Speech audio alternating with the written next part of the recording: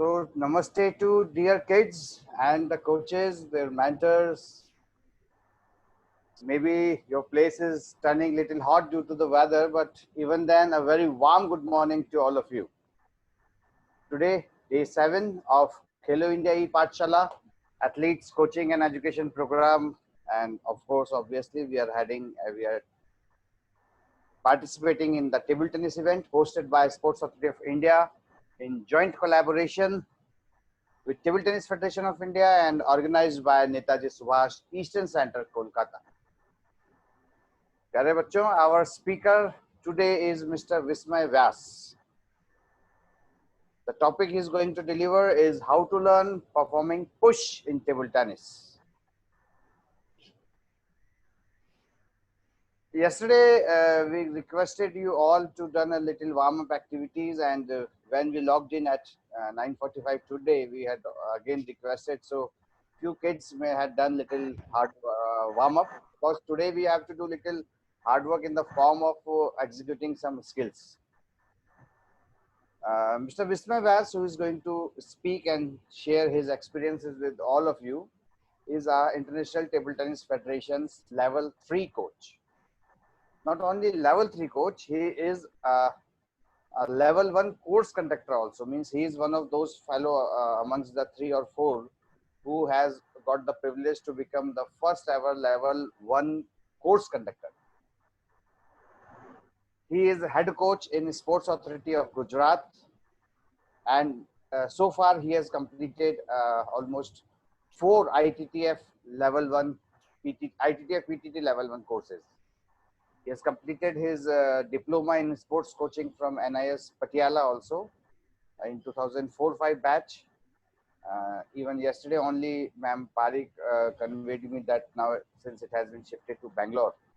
So all those forthcoming aspirants or scholars can have a very good interaction or can update their knowledge through such programs.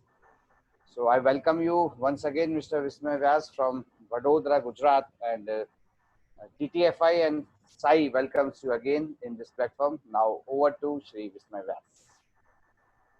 Thank you, sir. Good morning to all of you.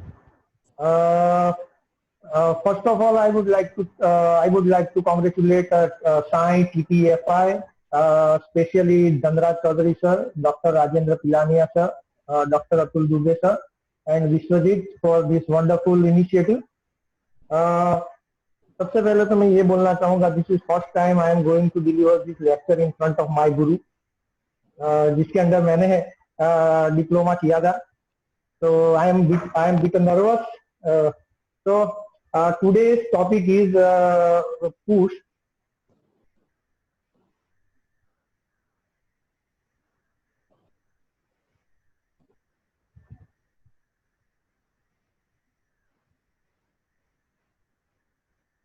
So visible है ना proper? हाँ, proper viewable. Okay, how to learn performing push in table tennis? So मैं चालू करूंगा पहले motivational video से, क्योंकि जब मैं सेशन में जाता हूं तो I need a lot of motivation before the session. तो अगर मैं मोटिवेट होऊंगा तो मैं बच्चों को मोटिवेट कर पाऊंगा. So start with motivational video.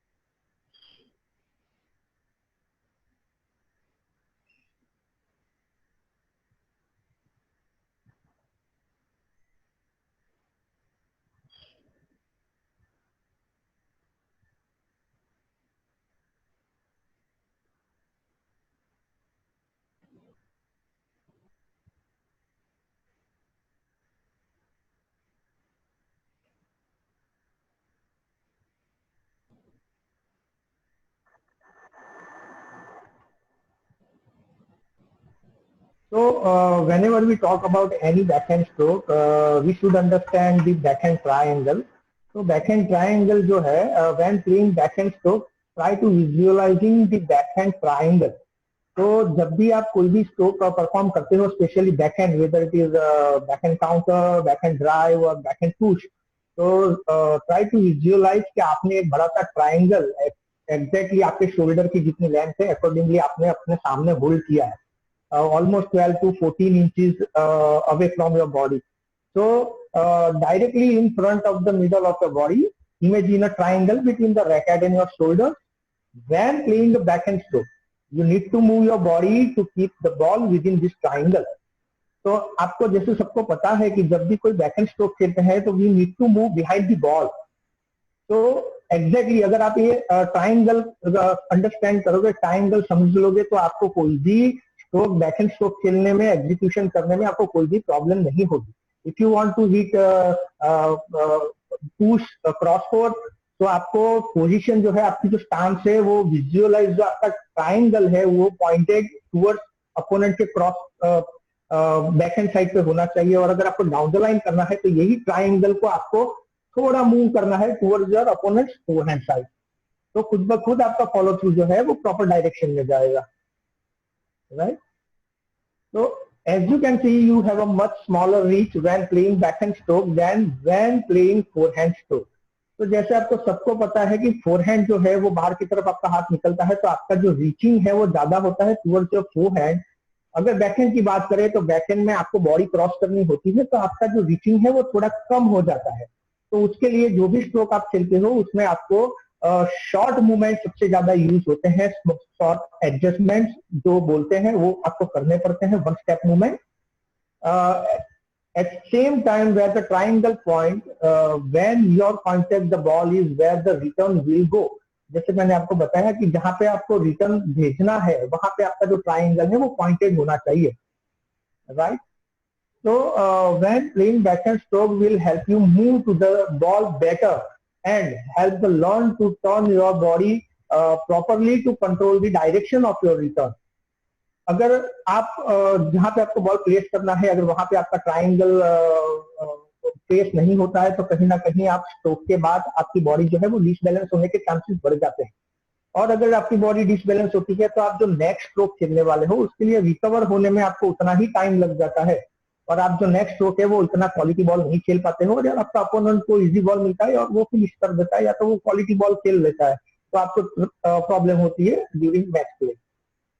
Right? तो पहले पुश शुरू करने से पहले I would like to request all players कि अपनी जगह पे खड़े हो जाए. We have some stepping exercise, short stepping exercise. मैं जो यहाँ पे वीडियो प्ले करूंगा तो उसमें टोटल 10 to 11 एक्सरसाइज है, और वो हमें 20 सेकेंड्स के लिए परफॉर्म करनी है. और जनरली मैं अपने कोचिंग में क्या करता हूँ, मेरे पास जितनी भी एक्सरसाइज है, जैसे कि स्टेपिंग एक्सरसाइज है, कोर एक्सरसाइज है या स्ट्रेंथनिंग एक्सरसाइज है, तो उसकी एक प्रॉपर सीक्वेंस बनाई है मैंने.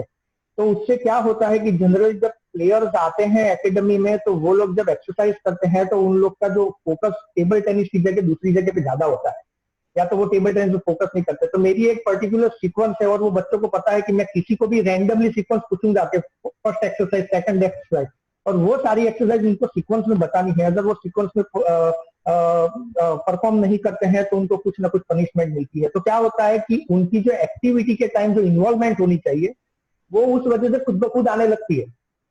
तो ये जो एक्सरसाइज है उसकी सीक्वेंस भी आपको याद रखनी है. तो ready? Ready sir. See, this is your first exercise. Tap करना है आपको, टो के ऊपर टैपिंग करना है, और फिर आपको फोरहैंड बाजू एक स्टेप निकाल के वापस जगह पे आके tapping and then left side पे मूव करना है टुवर्ड्स योर बैकहैंड. तो ये एक्सरसाइज करनी है for 20 second. Ready? Start.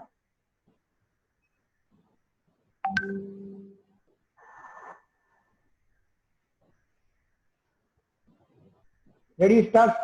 Come on. Tap harder and move towards forehand. Tap harder, then move towards backhand.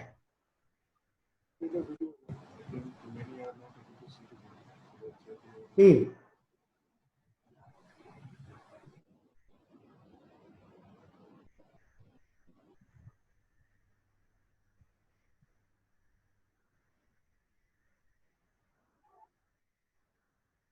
Can you share screen? Okay. Stop. Now, exercise number 2. Sir, can you play the video again from outside because the video is not playing?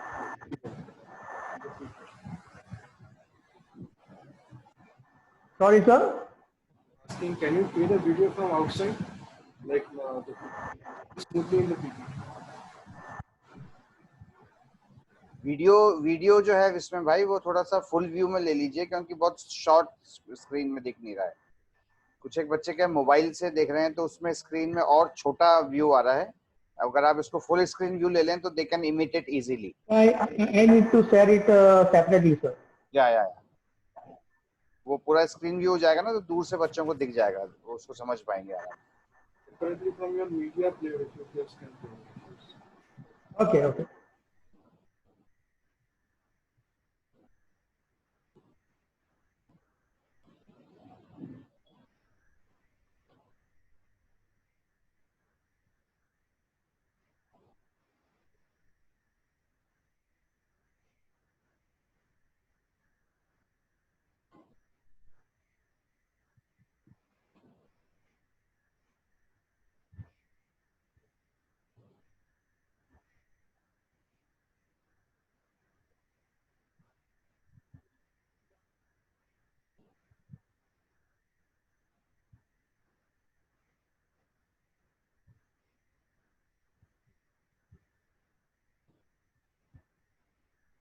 Okay, exercise number 1, C.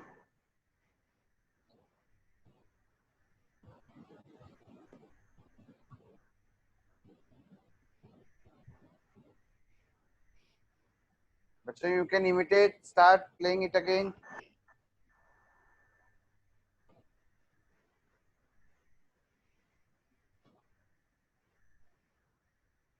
शाबाश।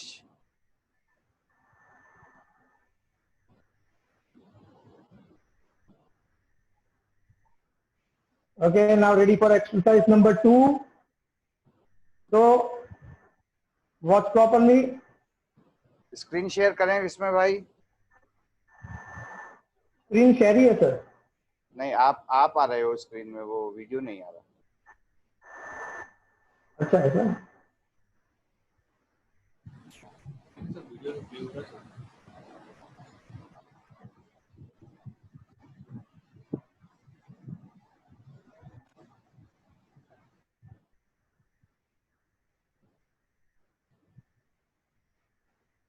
अभी बराबर है, आ गया sir? आप ही आ रहे हो।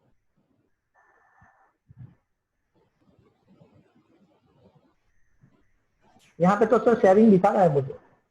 विश्वजीत जी आपके पास हो वीडियो तो सेम आप प्ले कर सकते हैं। सर वीडियो प्ले हो रहा है सर, आई थिंक आप उनका स्पॉटलाइट वीडियो देख रहे हो इसलिए आ रहा है। ओके प्ले हो रहा है। ओके, तो ये सेकंड एक्सरसाइज है। Come on, ready now, start.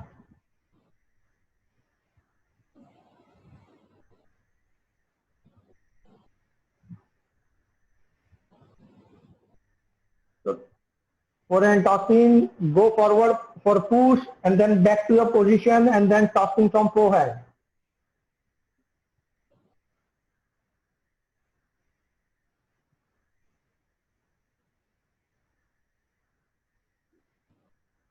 Okay, stop. Now exercise number 3.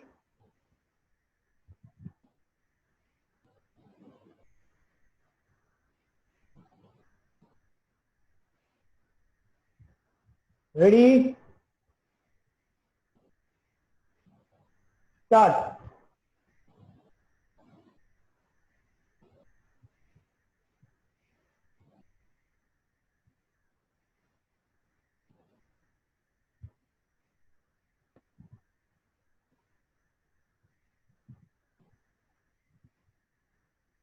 Stop.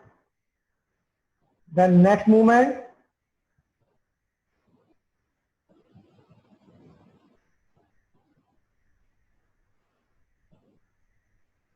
Ready? Start.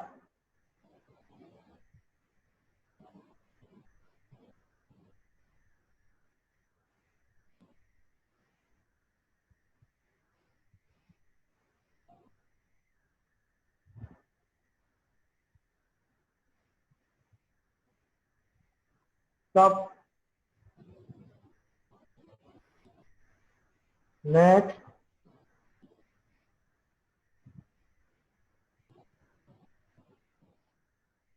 Ready.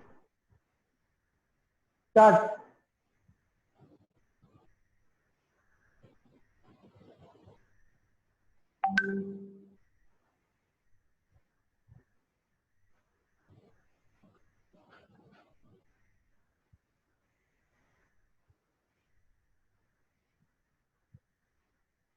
Stop.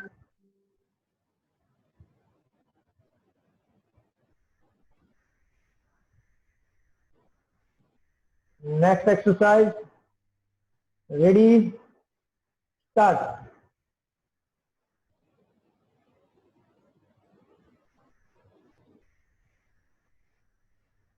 Jump on your toes, land back on your toes.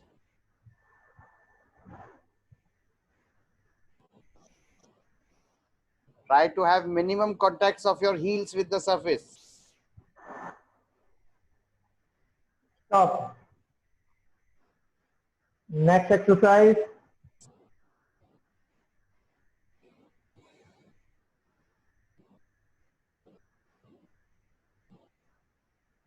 Ready. Start. Both legged jump, forward, backward. 90 degree, 180 degree, alternate side. Shabash, shabash, bachon, shabash. Good.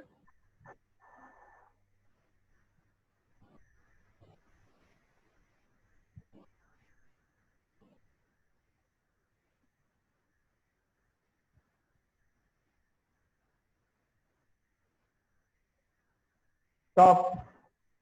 Next exercise. Tap 4-5 times and then lunges.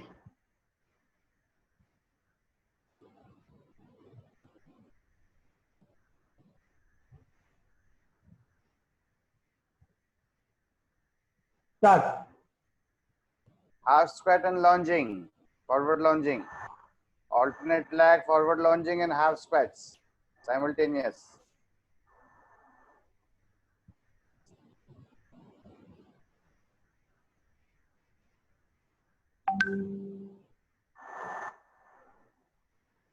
Shabash. Stop. The next exercise, same, tapping 4-5 times and then go forward with a squat and then go backward with a squat. Right? Ready? Start.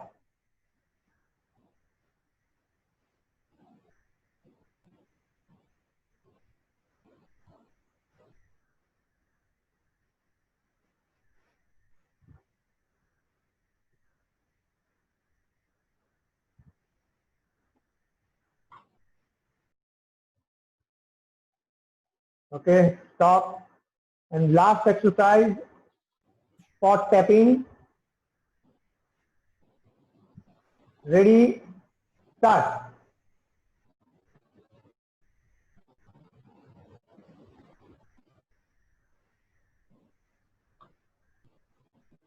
Stop.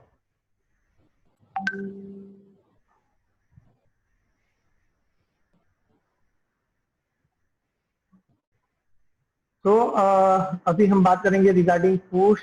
तो push जो है, push is a link between service and attack.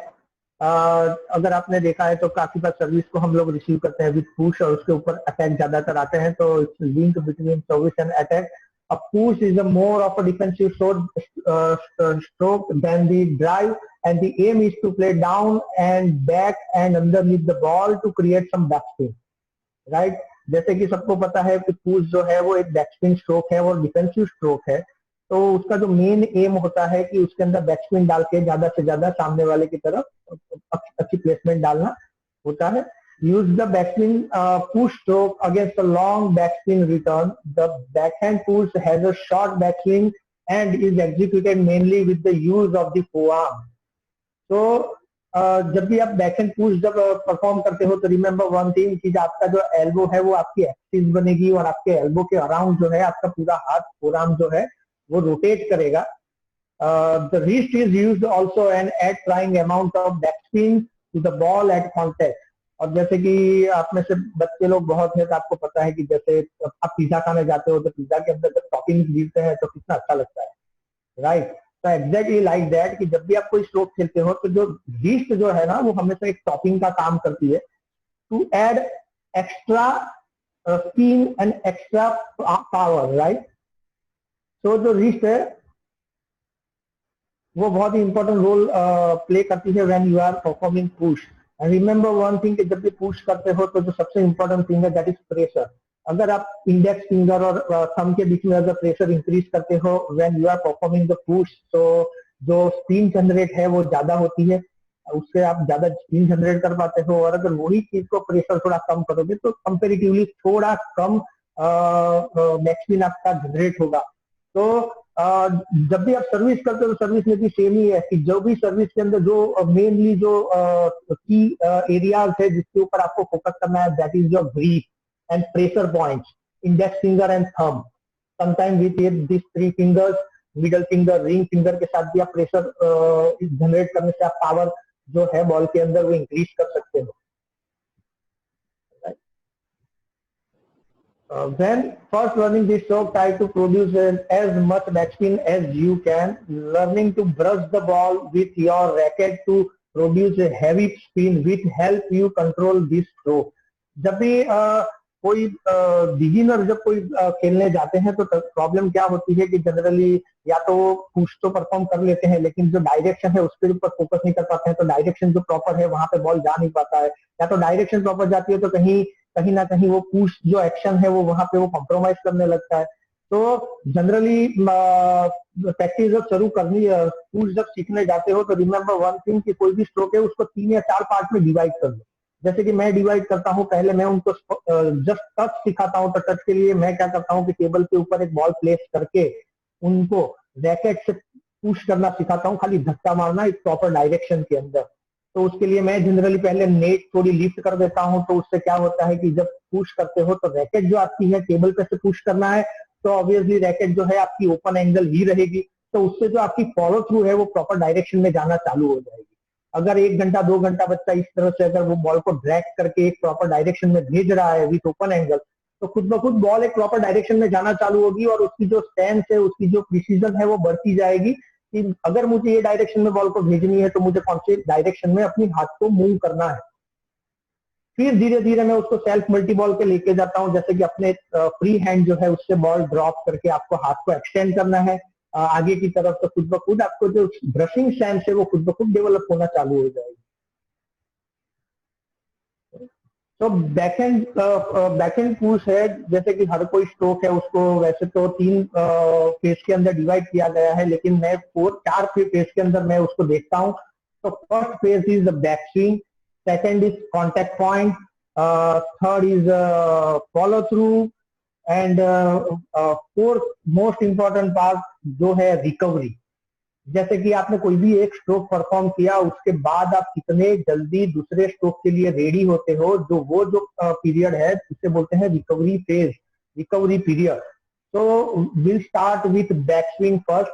तो back swing जो है backhand push खेलते time remember one thing, जो points है वो मैंने एकदम समराइज करके रखे हैं बिकॉज जो यहाँ पे जितने भी प्लेयर्स है दे आर ऑलमोस्ट अंडर 12। तो फर्स्ट बैक स्विंग के अंदर जो ध्यान रखना है वो ये है, bring racket back to centre of your body. तो उसके लिए आपको याद रखना है कि न्यूट्रल पोजीशन, जब भी आप रेडी स्टांस लेते हो और आपका रैकेट आपके बॉडी के फ्रंट साइड पे होगा और वो न्यूट्रल पोजीशन में होगा, ना तो वो ओपन होगा ना तो वो क्लोज होगा, स्ट्रेट होगा, तो वो जो है वो न्यूट्रल पोजीशन है। तो न्यूट्रल पोजीशन से आपको क्या करना है कि रैकेट आपको न्यूट्रल पोजीशन में स्टार्टिंग में रखना है at the start of your back swing, then racket in open position to allow it to contact bottom of ball. तो जैसे आप बैक स्विंग के लिए राइट साइड लेफ्ट साइड के लिए टर्न करते हो तो रिमेंबर वन थिंग, आपको बैक हैंड साइड पर रैकेट को थोड़ा ओपन करना है। Can you press F5? Vismay ji, can you press F5? Will come full screen. Oh, okay.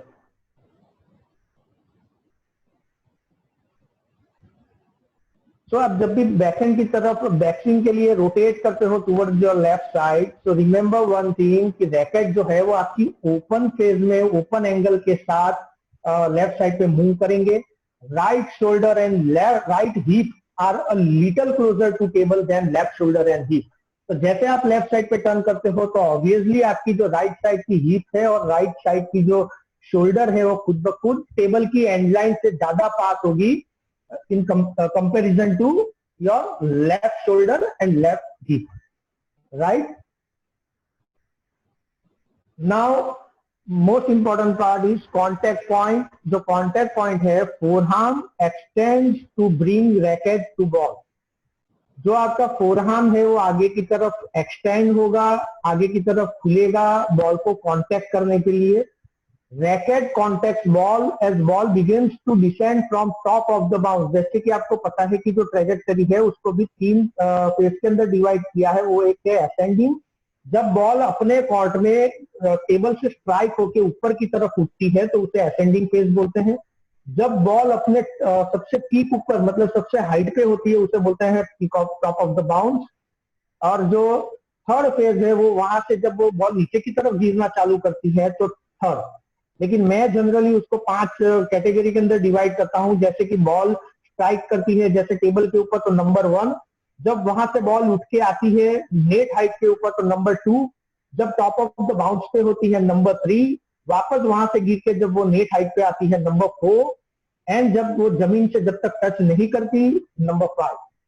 तो जब भी आप बैक हैंड पुश एग्जीक्यूट करते हो तो रिमेंबर वन थिंग कि जब वो टॉप ऑफ द बाउंस से ऑलमोस्ट डिसेंडिंग में आने की तैयारी होती है उस टाइम पे आपको कांटेक्ट करना है at the beginning. Right. Point of contact with ball is fairly close to body. जैसे कि आपको पता है कि जितना आप बॉडी के क्लोज कांटेक्ट करोगे उतना ही आपको स्टेबिलिटी और उतना ही बॉल कंट्रोल आपको ज्यादा मिलेगा. जितना बॉडी से दूर आप कांटेक्ट करोगे उतना ही आपको कंट्रोल बॉल कंट्रोल कम होगा. तो remember one thing when you are performing backhand push आपको जितना हो उतना बॉल के पास रहना है. आपको हाथ बॉल के पास रखना है. तो कांटेक्ट जो है वो ऑलमोस्ट बॉल के बॉडी के पास होना चाहिए. वैसे ही फोरहैंड में भी सेम ही है कि जब भी आप फोरहैंड शॉर्ट बॉल के लिए जाते हो इसलिए हमें जो अपना राइट लेग है वो हमेशा टेबल के अंदर प्लेस करना होता है और अपनी अपर बॉडी जो है वो बॉल के पास लेके जानी होती है. आप एक्सटेंड करो उससे. Right. Then racket contact ball elbow ball centre ball below ball centre. तो हमेशा याद रखो जब पुश करना है तो आपको बॉल के जो नीचे की तरफ जो बॉल का सेंटर पॉइंट है एग्जैक्टली वहां पे आपको बॉल को पुश करना है. और जो आपका रिस्ट है वो लास्ट में जब बॉल कांटेक्ट होता है लास्ट टाइम आपको जो रिस्ट है उसको स्नैप करना है. उससे थोड़ा फोर्स देना है आगे की तरफ. Right. To generate more speed. Right. Then third phase is follow through. Follow through much आपको सबको पता है. जैसे कि फॉलो थ्रू जो है वो काम आती है कि बैलेंस मेंटेन करने के लिए. Second to give proper direction to the ball. Right. तो जो मेन इंपॉर्टेंट है racket continues towards intended target. Ball एक बार हिट हो जाती है उसके बाद भी जो हमारी एक्शन है वो कंटिन्यू रहती है. तो जो बॉल जो अपनी जो एक्शन जो कंटिन्यू रहती है वो उसी डायरेक्शन में जानी चाहिए जहां पे आपको बॉल को प्लेस करना है. Right. Wrist snap add more racket acceleration at contact. जब रिस्ट आप यूज करते हो रिमेंबर वन थिंग कि जब एक्सीलरेट होती है तब जो बॉल है वो आपकी रैकेट पे होनी चाहिए. और एक्सीलरेशन के साथ आपको रिस्ट जैसे आप स्नैप करते हो आपको रिस्ट क्विकली एक्सीलरेट करना है आगे की तरफ. After stroke player returns to ready position. जैसे वो स्ट्रोक कंप्लीट होता है फॉलो थ्रू कंप्लीट होता है क्विकली आपको अपनी जो न्यूट्रल पोजीशन है उसके ऊपर वापस आना है. एंड रिमेंबर वन थिंग जो रैकेट जो है वापस आपका न्यूट्रल पोजीशन पे आना चाहिए. तो आप अगर न्यूट्रल पोजीशन पे आपका रैकेट आएगा तो नेक्स्ट स्ट्रोक के लिए आप जल्दी से जल्दी प्रिपेयर हो पाओगे. तो I have one exercise for all players. जैसे कि ये मैं वीडियो प्ले कर रहा हूं तो वीडियो के अंदर सेम वीडियो के अंदर दिखाया गया है उस तरह से एक्सरसाइज करनी है. It will improve your short movement as well as your reaction ability.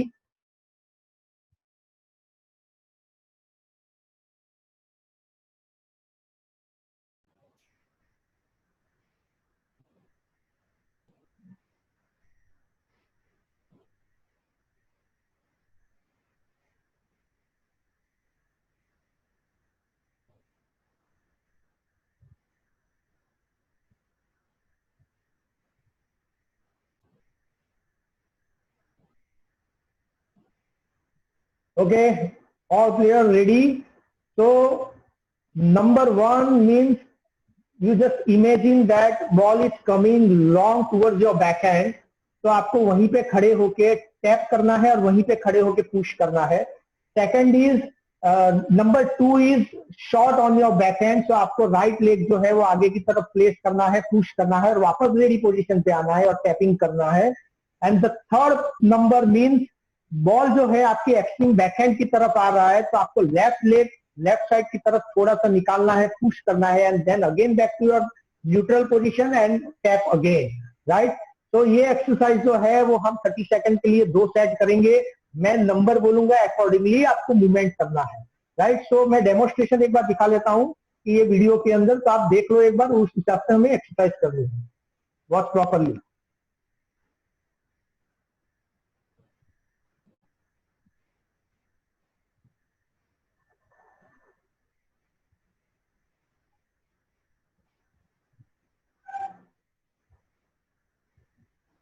So players ready? Okay, start tapping. Come on, start tap. 1, 2, 3, 2, 1, 3, 1, 3. Okay, stop.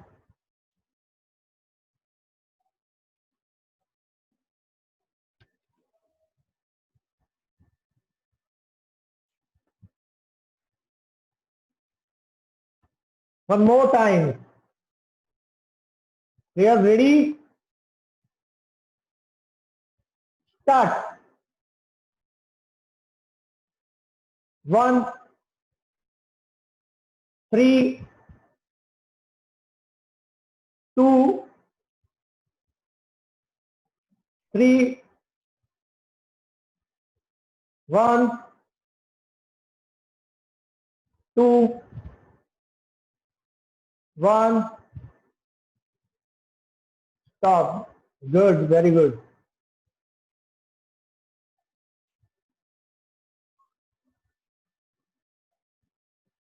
So this is the most important exercise to improve your reflexes and reaction ability. Now अभी जो है वो मैं इसमें तो push जब training होती है तो उसमें जो बेसिक जो एरर्स है मैंने यहाँ पे मेंशन की है. तो I am going to share that errors और उसकी रेमेडीज क्या है. तो कॉमन एरर्स जो देखने को मिलती है that is over extending the arm. जब भी कोई पुश परफॉर्म करना है तो बेसिक जो मिस्टेक्स होती है वो ओवर एक्सटेंडिंग द आर्म की होती है. ज्यादा आर्म को एक्सटेंड करना, ज्यादा आर्म को खोलना, इससे भी बहुत बार एरर्स होती रहती है. Specially you will find this kind of error in beginner players and intermediate player as well. The backhand push should be played with a relatively bent arm throughout the stroke.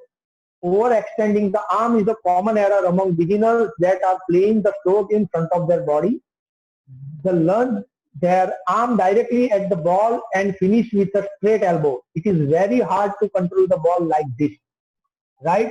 तो जब भी आप push perform करते हो तो आपको खुद भी कभी कभार सेल्फ एनालिसिस करना है कि आपकी अगर बॉल प्रॉपर बैकस्पिन जनरेट नहीं करती है या तो आपकी बॉल प्रॉपर टारगेट पे नहीं जाती है. तो ये पहले देखो कि आपकी जो आर्म है वो ओवर एक्सटेंडेड तो नहीं है, पूरी तो स्ट्रेट नहीं हो रही है. तो ये ध्यान देना है. अगर हो रही है तो आपको ये ध्यान रखना है कि जो है एल्बो कभी भी पूरा एक्सटेंड नहीं होगा, एल्बो वहीं पे प्लेस होगा और जो फोर्स है वो एल्बो के अराउंड रोटेट करेगा टुवर्ड्स फॉरवर्ड डायरेक्शन. राइट. जो दूसरी एरर जो है वो मेजोरिटी देखने को मिलती है that is sweeping across your body. Sweeping across your body is a common problem with beginners backhand push stroke. If your bat is finishing on your right hand side instead of following the ball, then you are probably sweeping across yourself. Focus on creating a more forward movement from your elbow.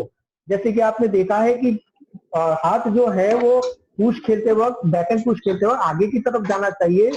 तो कभी कभार बहुत सारे beginner player है जिसका हाथ जो है आपकी बॉडी को क्रॉस करके राइट साइड की तरफ फॉलो थ्रू जाता है, तो उससे भी है वो प्रॉपर बैकस्पिन जनरेट नहीं हो पाती है और प्रॉपर क्वालिटी बैकस्पिन नहीं हो पाती है। तो उसके लिए आपको ये भी ध्यान रखना है कि आपका हाथ जो है वो आगे की तरफ जाना चाहिए, जो फॉलो थ्रू है वो आगे की तरफ जाना चाहिए, right. Third basic mistake is too much wrist at an intermediate and advanced level.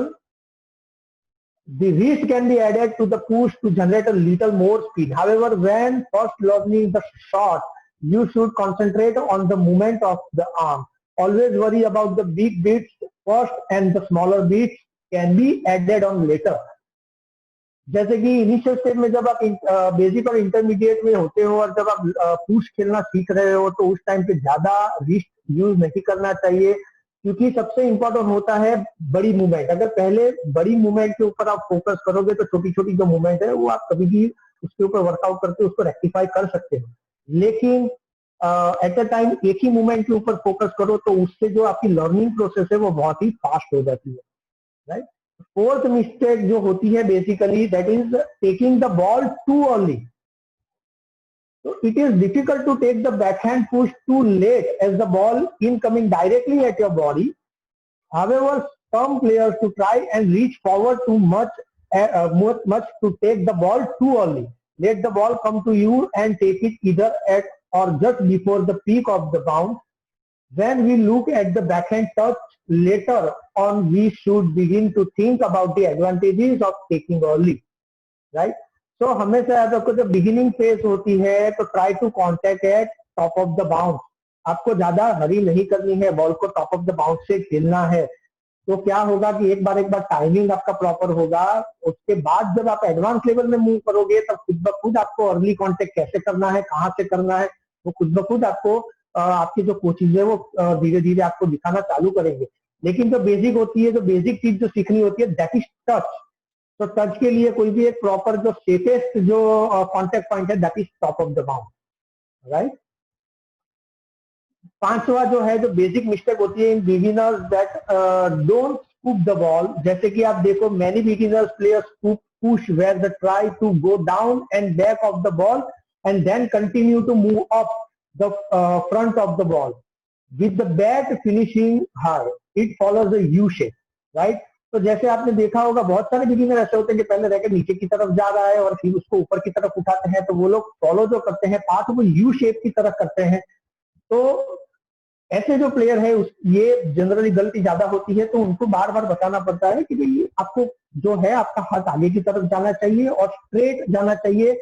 आपको जब आप पुश करते हो आपका जो प्लेन है वो एक ही प्लेन आपको यूज करना है when you are executing any stroke, any push stroke, right. जो पुश के जो बेसिक वेरिएशन है वो यहाँ पे मैंने थोड़े बहुत मेंशन किए हैं, तो बहुत ही कम टाइम है तो मैं थोड़ा ऊपर से आपको एक बार ये कर देता हूँ, आपको एक बार समझा देता हूँ। That is short. अगर आप लेंथ वाइज बात करें पुश के दो तरह के होते हैं, that is short and long. तो शॉर्ट के अंदर देखो तो तीन तरह के वेरिएशन होते हैं। वन इज ड्रॉप, जो एक्शन बॉल में होगा दैट इज ड्रॉप एक्शन। जो इम्पैक्ट जो है आपको जो कांटेक्ट करना है at the bounce off the ball behind and below, right. जो भी आप ड्रॉप खेलते हो रिमेंबर वन थिंग कि बॉल सामने से कैसा आ रहा है, डिपेंडिंग अपॉन इनकमिंग बॉल आपको जो कांटेक्ट है वो असेंडिंग फेज में करना है, असेंडिंग फेज में करना है और बॉल के पीछे या तो बॉल के नीचे की तरफ करना है।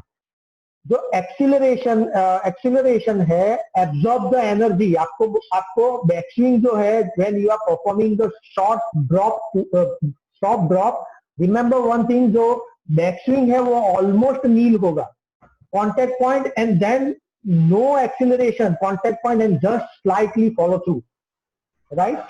जो गोल है ड्रॉप शॉट रखने का, preventing the opponent's initiative and to keep ball short, right.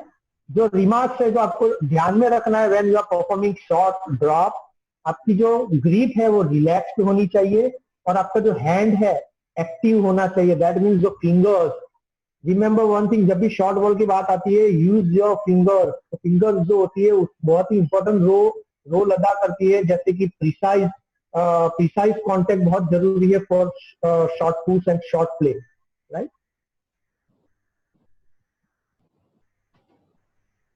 Second variation is short back spin. Action is जो बॉल के अंदर जो एक्शन होगी that is spin action. Impact जो है, आपको कांटेक्ट जो करना है at the bounce off the ball and below the ball. जैसे बॉल को असेंडिंग में कांटेक्ट करना है, बॉल के नीचे की तरफ कांटेक्ट करना है। एक्सेलरेशन जो है that is hand and finger को एक्सेलरेट करना है at the time of contact at the impact of the ball, right. जो गोल है इसका, वो गोल है short and backspin return, preventing the opponents flick. जैसे कि कभी कभार आप ड्रॉप रखते हो, आपका अपोनेंट जो है उसके ऊपर फ्लिक मार रहा है, तो उसकी फ्लिक को रोकने के लिए आपको शॉर्ट बैकस्पिन पुश जरूरी हो जाता है, बैकस्पिन डालना। तो गोल जो है short and backspin return, preventing the opponents flick. जो आपको ध्यान में रखना है वो ये रखना है, रैकेट पॉइंटिंग डाउनवर्ड। रैकेट जो है नीचे की तरफ पॉइंट होना चाहिए।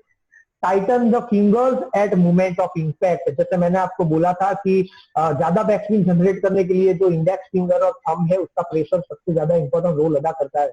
तो when you are going for the backspin short push, remember one thing, at the time of contact जो है आपको इंडेक्स फिंगर और थंब के बीच में प्रेशर डालना है टू जनरेट बैकस्पिन, राइट। जो डेमोन्स्ट्रेशन है मैं आपको दिखा देता हूं, क्योंकि right now I have uploaded this video on PPT.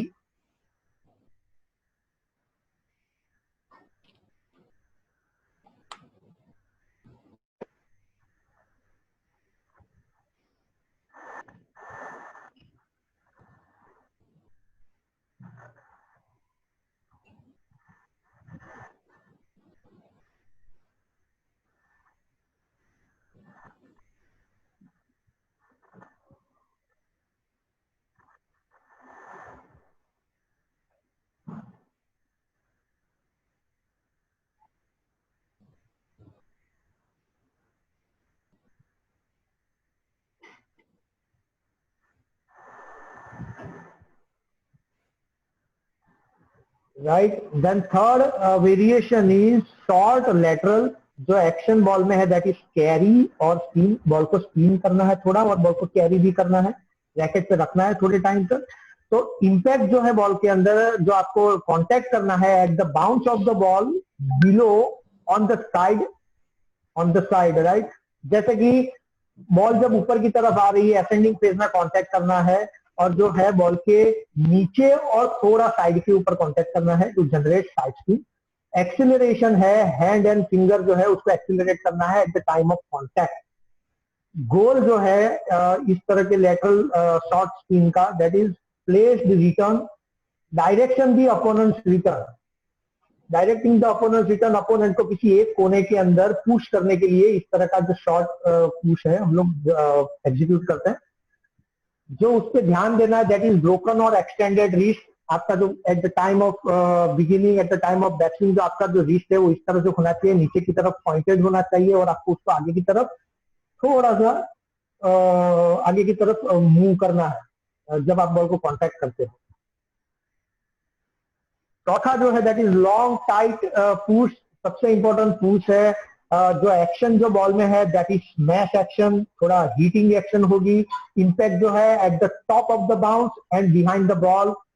Acceleration है, और एक्सीलरेशन और कांटेक्ट जो आपको एक्सीलरेशन करना है four arm just before the impact. जब कांटेक्ट होने की तैयारी में है तब आपको हाथ को एक्सीलरेट करना है आगे की तरफ। Goal, making the opponent move backward, gain time on the next ball, right. And जो रिमार्क जो है वो form grip at the time of contact. आपकी जो ग्रिप है ये रिंग फिंगर, मिडल फिंगर जो है आपको टाइट करनी है इम्पैक्ट के लिए, राइट। जो डेमोन्स्ट्रेशन है मैं आपको एक बार दिखा देता हूं।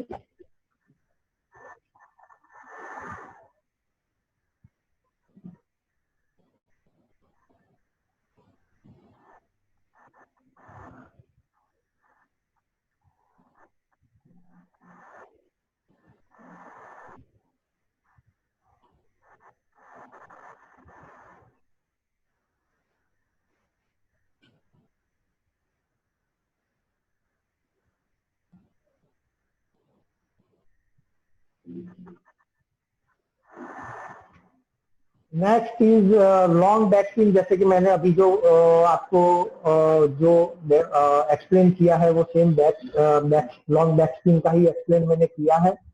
तो जो लास्ट जो है back swing variation, that is long lateral, most important aspect of the push. अगर आप उसके अंदर एक्शन देखो, that is spin action. Impact जो होता है टॉप ऑफ द बाउंस आपको इम्पैक्ट करना है, डिफेंडिंग फेज में करना है, और बिहाइंड और below on the side, ball के पीछे और साइड के ऊपर करना है। एक्सीलरेशन जो है फोर आर्म और हैंड को एक्सीलरेट करना है जस्ट बिफोर द इम्पैक्ट। जैसे बॉल कांटेक्ट होता है उससे पहले आपको एक्सीलरेट करना है। जो गोल है, making the opponent move from the table, directing the opponent return. Player को अपने अपोनेंट को टेबल से साइडलाइन पे ले जाने के लिए इस तरह के रिटर्न होते हैं। और ये जो है उसमें ध्यान ये रखना है, with broken wrist and extended wrist के साथ खेलना है। जैसे कि आपको नीचे की तरफ रिस्ट को पॉइंटेड करना है और आगे की तरफ फॉलो थ्रू लेके जाना है रिस्ट का।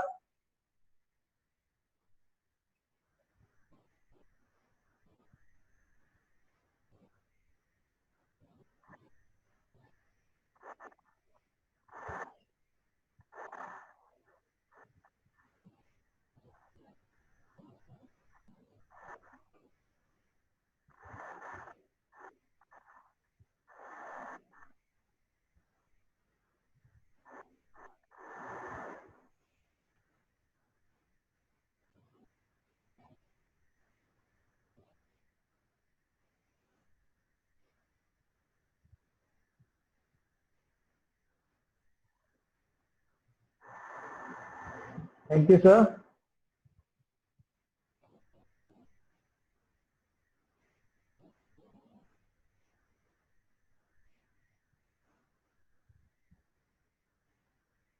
Atul sir. Okay, Vismaji, thank you. Bachchan, today's session we had learned two important things. When you are playing the pushes, maybe a forehand push or maybe a backhand push, the role of three things are very important: thumb, index, and middle, and little part of ring and little fingers also. इसमें sir ने आज के session में हमको जो बात चीजें बताई थी उसमें हमें तीन जो एस्पेक्ट्स समझ में आए. What we understood is that if you are thumb muscles, index muscles and middle fingers muscles are very much active and having good strength, then it will whenever you will play your pushes, maybe a forehand push or a backhand push, those pushes will be very efficient and you will have a very good command over the ball or over the returns. तो क्या कर सकते हैं उन muscles को activate करने के लिए बच्चों? Okay. To improve that muscle, hand muscle, you have to hold one water bottle with your fingers for 30 seconds or 20 seconds, depending on your capacity. Generally, मैं जो प्रीफर करता हूँ वो वाटर बॉटल होल्ड करना with your finger and all. तो उससे है ना बेसिकली आप उससे जो बेसिकली है आपके जो हैंड मसल्स है वो इम्प्रूव होते हैं. तो वो कहीं ना कहीं आपको हर स्ट्रोक के अंदर काम आते हैं, क्योंकि नावडेज जो टेक्निक्स है वो बहुत ही ज्यादा इम्प्रूव हो गई है. तो हर कांटेक्ट जो है और जो प्रेशर है, फिंगर प्रेशर, वो बहुत इंपॉर्टेंट रोल अदा करती है when you are performing any attacking stroke और डिफेंसिव स्ट्रोक. बच्चों आपके पास कुछ बॉटल जैसा रखा हुआ है, देखिए मेरे सामने एक बॉटल रखी हुई है. आप इस तरह से जैसा भी सर ने बताया बॉटल को ग्रिप कर लीजिए. ग्रिप करके Not like that, sir. You have to hold it from the upper side. Yeah, like that. Yeah. Okay. उसके बाद क्या करना है? And keep your arm straight and hold this bottle like this for 30 seconds. 30 seconds. Okay.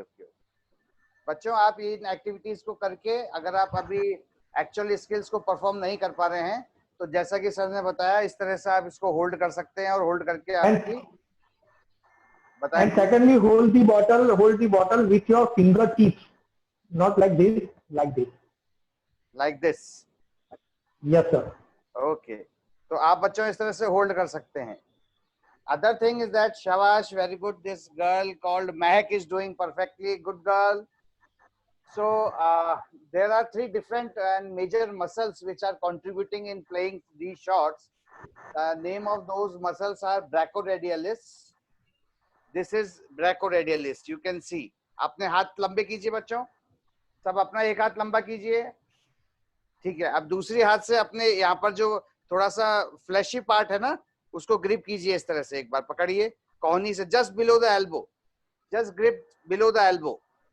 Okay, and now you will see that your forearm is stable and you can move your wrist. See, इस तरह से कीजिए, पूरा हाथ नहीं मुड़ेगा, केवल upper arm, forward forearm. Okay, so this motion is known as pronation and supination. जब आपकी हथेलियां खुली हुई हैं, इसका मतलब आपका जो मूवमेंट है, this movement is known as supination. And जब आपकी हथेली बंद है, this time this movement is known as pronation. Okay, pronation and supination.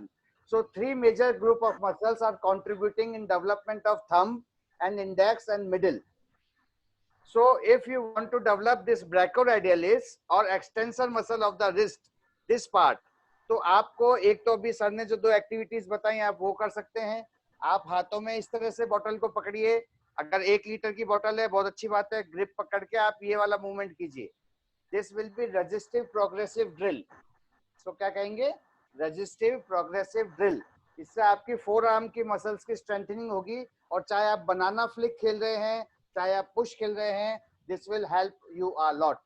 So today's expert with us is Shri Jairaj ji Tekchandani. I request Biswajit ji to kindly unmute Jairaj ji. Question, sir. Sir, the question is, what is the difference between short push and quick push?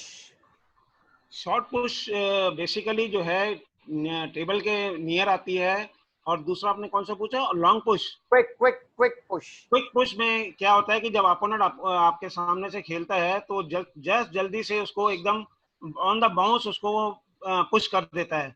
That is called quick push. और short push जो है basically जो table के पास खेली जाती है उसको short push कहा जाता है. हाँ, ओके सर. आप एक क्वेश्चन और सामने नजर आ रहा है, पंकज कुमार शर्मा जी पूछ रहे हैं. ये जयराज जी और विस्मय जी दोनों से मैं निवेदन करूंगा to please respond on this query. This query is, what is the perfect time of starting push for beginners? Beginners के लिए जब शुरू में बच्चे खेलने आते हैं तो उसको तो हम सबसे पहले तो हम उसको टैपिंग और वॉल प्रैक्टिस वगैरह कराते हैं. उसके बाद जब वो थोड़ा वॉल प्रैक्टिस पे अच्छी तरह पुश करना सीख जाता है तो उसको टेबल पे लाते हैं. तो सबसे पहले हम उसको जो है बैकहैंड पुश सिखाते हैं और आस्ते आस्ते उनको बॉल देते हैं ताकि वो बॉल को अपना आराम से फोर आर्म लाके आराम से बॉल को मार सके. और उसके बाद धीरे धीरे उसको फॉरहैंड पुश और मिक्स पुश की तरफ आगे ले जाते हैं. तो इसलिए सबसे पहले उसको कम से कम जो है 3 से 4 हफ्ते उसको वॉल प्रैक्टिस कराना चाहिए. उसके बाद उसको जो है टेबल पे लाना चाहिए. Thank you sir. विस्मय जी कुछ और ऐड करना चाहेंगे आप? जी सर ने बताया वो एकदम परफेक्ट है, लेकिन उसमें मैं थोड़ा ऐड करना चाहूंगा कि डिपेंड अपॉन इंडिविजुअल कि उसका बेसिक नेचर कैसा है, वो कौन सी फैमिली से बिलोंग करता है. अगर किसी का नेचर काम है और शांत है तो उसको हम लोग स्टार्ट करते हैं विथ पुश. लेकिन अगर किसी का एग्रेसिव है और कोई थोड़ा हाइपर एक्टिव है तो उसको हम स्टार्ट करते हैं विथ काउंटर और टॉस स्पिन. क्योंकि बेसिकली होता क्या है कि जो लोग हाइपर एक्टिव होते हैं, अगर उसको हम इनिशियल स्टेज में अगर पुश से स्टार्ट करते हैं तो वो ज्यादा देर तक टिकते नहीं. अगर उनको लॉन्ग टर्म तक आपको अगर आपके साथ टिका के रखना है और उससे अच्छे से अच्छा काम निकलवाना है सर, तो बेस्ट ऑप्शन इज कि उसके मूड जो है, उसका जो नेचर है, बेसिक नेचर अकॉर्डिंगली आपको इनिशियल स्टेज में स्ट्रोक की सिलेक्शन करनी चाहिए. नहीं, इसमें मैं ऐड करना चाहूंगा थोड़ा सा. बेसिकली पुश इसलिए सिखाया जाता है ताकि जब बच्चा नया आता है वो बहुत एग्रेसिव होता है और उसको वो हर बॉल को जल्दी खेलने की कोशिश करता है. इसलिए उसको स्टेबल करने के लिए पहले धीरे धीरे पहले पुश पे लाया जाता है, उसके बाद और दूसरे स्ट्रोक्स पे स्टार्ट कराया जाता है ताकि बच्चा जो है हर चीज को स्टेप बाय स्टेप आसानी से और करेक्ट वे में सीख सके. Thank you Jayraj sir. Thank you Vismay sir. बच्चों, today's session in last 2 versions of our experts and our keynote speaker, they said that initially all the kids are little aggressive. So your mentors, your coaches are dealing with you not only in your physiological or your skill perspectives, they are dealing with your psychological perspectives also. So sometimes they are tapping your back when you are not doing good. Sometimes they are scolding you when you are doing good. So don't take it as it is what your mentors, your coaches are saying, because whatever they are doing under some strategies. There is a theory called reward and inhibition. So if you had done good and even your sometimes your coaches had not appreciated you, it doesn't mean that they feel that you had not done good. Sometimes where you had not done very good and even then you had done very good and even then you had faced some scoldings. It means they know that you are having more ample potential to do more good. And if your conscience is saying, your insight is saying you had not done good, and even then your coaches are boosting you, it means purely they are using some motivational tactics to improve your game. So please follow whatever your coaches, whatever your mentors, whatever your teachers, whatever your parents are saying to you. So today's session we are going to cut in, and I am thankful to Shri Jayarajji Tekchandani for Thank sparing you, his sir. valuable ideas with us, and of course today's keynote speaker Vismay Vyas ji. Vismay ji ने initially कहा था कि this may be his first online talk, but I may say that आपने बहुत अच्छे से इस session को लिया है, and miles to go before your sleep, as what Robert Frost has written some 100 years back. तो बहुत लंबे आपके सामने अभी रास्ते हैं. Once again, we are Thank you, thankful sir. to Sports Authority of India and Table Tennis Federation of India for providing us this platform. And tomorrow's speaker will be again an energetic guy who has already explored various horizons. He is Mr. Parag Agrawal. He was the coach of Puneri Paltan in the UTT.